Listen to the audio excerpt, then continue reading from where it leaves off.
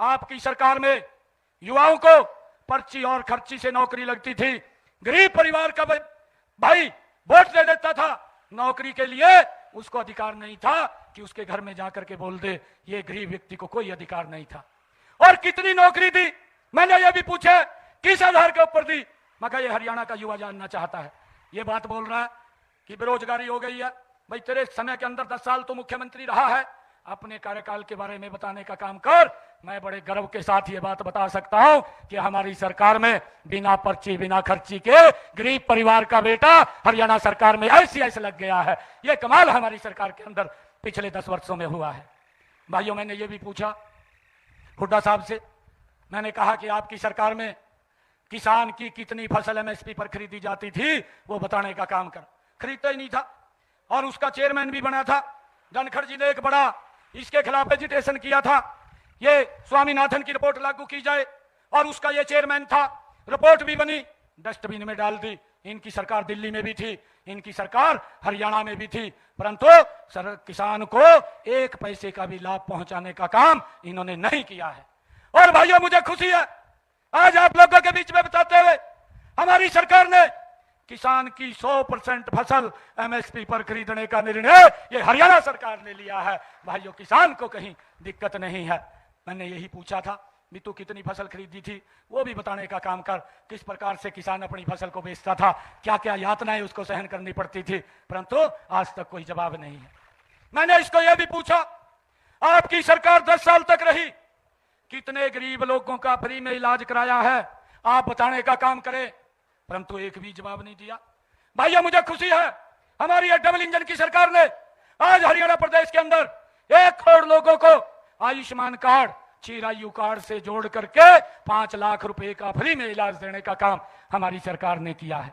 और भाइयों, 20 लाख लोगों ने, हरियाणा प्रदेश के 20 लाख लोगों ने इस योजना का लाभ उठाया है और 5,686 करोड़ रुपया हरियाणा सरकार ने उनके इलाज के लिए देने का काम हमारी डबल इंजन की सरकार ने किया है। मैंने यही पूछा था कि आप ये बताने का काम करें आपकी सरकार के अंदर कितने गरीब लोगों का इलाज हुआ है, कोई बताने की वो जरूरत ही नहीं समझी, आरोप लगा रहे हैं। और मैंने एक और क्वेश्चन पूछा था, मैंने कहा हुड्डा साहब आपकी सरकार में गरीब के दलितों के घरों को आग लगा दी गई थी, उनकी बेटियों के साथ दुराचार हो गया था, उसके बारे में भी बताने का काम करें। आप हिसाब मांग रहे हैं, मैं आपसे कुछ पूछना चाह रहा हूं, आप उसके बारे में बताने का काम करें, परंतु आज तक कोई भी उत्तर उसका हमें नहीं मिला है। मैंने आज कहा कि भाई 1-2 का तो उत्तर दे दो, परंतु कोई जवाब नहीं। यह झूठ की दुकान है, यह कांग्रेस, यह झूठ की दुकान है। इनका सामान खत्म हो गया है और जब सामान खत्म हो जाता है तो फिर झूठ का सहारा लेते हैं। परंतु हमारे हरियाणा में एक कहावत है, ये कहावत है कि काट की हंडी एक बार चढ़ती है, बार बार नहीं चढ़ती है। ये हमारे हरियाणा की कहावत है।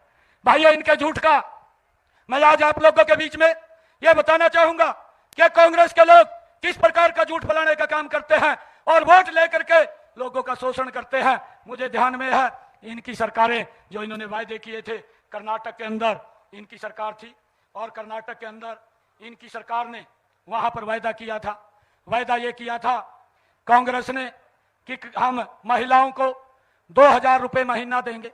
2 साल हो गए हैं कर्नाटक के अंदर सरकार आई, लगभग 2 साल के करीब, परंतु आज तक वो 2,000 रुपया 1 पैसा भी महिलाओं को नहीं दिया है। और कर्नाटक के बाद हिमाचल के अंदर भी 2 वर्ष हो गए हैं।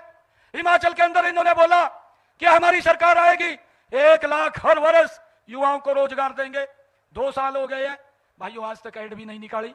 किस प्रकार का झूठ बोल करके लोगों का वोट लेते हैं, इस बात को भी हमने समझना चाहिए। तेलंगाना के अंदर लगभग 1 साल के करीब हो गया है और इन्होंने वहां पर यह झूठ बोला कि हम महिलाओं को 2500 रुपया देंगे, 500 रुपए का गैस का सिलेंडर देंगे। भाइयों, 1 साल से ज्यादा तेलंगाना की सरकार को हुआ है, आज तक किसी भी महिला को ना तो 2500 रुपया दिया और ना 500 रुपए का गैस का सिलेंडर दिया। भाइयों, हमारी तीज के पर्व के ऊपर हमारी बहनें, उन्होंने मुझे बुलाया था और बुला करके बहनों ने कहा कि गैस का सिलेंडर ये 500 रुपए का हो जाए, और मैंने तुरंत निर्णय कर दिया और निर्णय किया कि 500 रुपए का गैस का सिलेंडर बहनों को मिलेगा। 50 लाख परिवारों को हरियाणा प्रदेश के अंदर आज हमारी माताओं को, बहनों को वो गैस का सिलेंडर 500 रुपए के अंदर उपलब्ध हो रहा है। भाइयों, जो हमने बोला है उसको धरती के ऊपर उतारने का काम किया है। हमने ये भी निर्णय किया कि अब की बार बरसात कम हो रही है, हमारे किसानों के खर्चे ज्यादा हो रहे हैं, उनके खर्चे कम हो, और उस खर्चे को कम के लिए हमने हर किसान के खाते के अंदर 2000 रुपए प्रति एकड़ के हिसाब से पैसा पहुंचाने का निर्णय भी हमारी सरकार ने किया है। भाइयों, मुझे खुशी है हमने यह भी निर्णय किया, इसी कम समय के अंदर किया। हमने 1,20,000 कच्चे कर्मचारियों को एक कलम से पक्का करने का काम भी ये हमारी सरकार ने किया है। और हुड्डा साहब कह रहे, हुड्डा साहब बोल रहे, कहा जी मैं आऊंगा इनको बाहर निकाल दूंगा। हुड्डा साहब, ये पत्थर के ऊपर लकीर है, जो हमने लिख दिया वो लिख दिया है। आप कितना भी जोर लगा ले, आप सत्ता में नहीं आएंगे, आप बाहर कैसे निकाल पाएंगे? एक भी युवा को आप बाहर नहीं निकाल पाएंगे। हमने हर युवा को सुरक्षित करने का काम ये हमारी सरकार ने किया है। भाइयों, मुझे ये भी खुशी है आप लोगों के बीच में बताते हुए, क्योंकि समय का अभाव है, मैं तो आप लोगों के बीच में बादली की सरदारी का आशीर्वाद लेने के लिए आया। धनखड़ जी के लिए यहां से कमल का फूल खिलाइए, बाकी की जिम्मेवारी हमारी है। कोई भी आप लोग आदेश करेंगे, बादली के जो भी लोग आदेश करेंगे, एक कलम से उसको पूरा करने का काम हमारी सरकार करेगी। भाइयों, मैं आपको बताना चाहता हूं, ये हुड्डा साहब और कांग्रेस के लोग इस प्रकार का दुष्प्रचार किया, कहा ये तो घोषणाएं कर रहे हैं।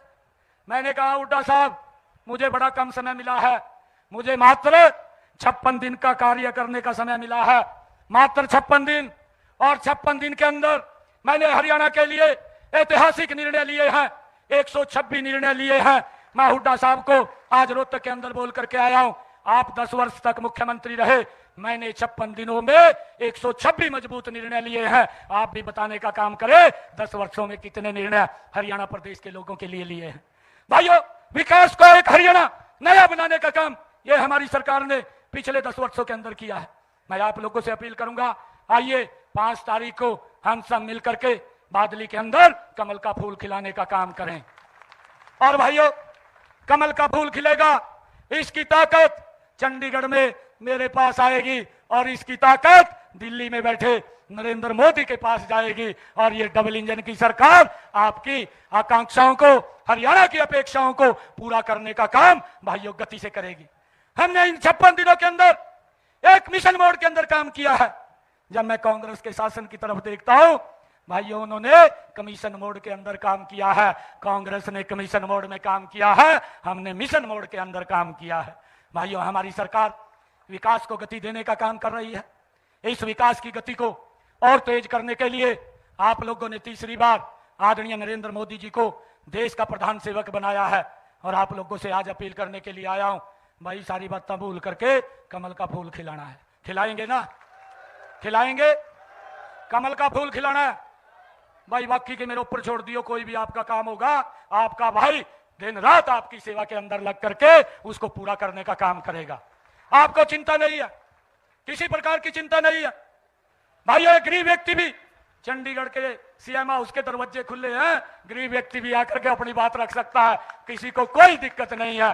और ये दरवाजे बंद नहीं होने चाहिए, इसलिए आपके बीच में आया हूं, ये दरवाजे खुले रहने चाहिए। और भाइयों, यहां से एक एक वोट 5 तारीख तक हम घर नहीं बैठेंगे, एक एक घर के अंदर जाएंगे, एक एक परिवार के अंदर जाएंगे। और जब आप कमल के लिए वोट मांगेंगे, आपका सिर गर्व से ऊंचा होगा।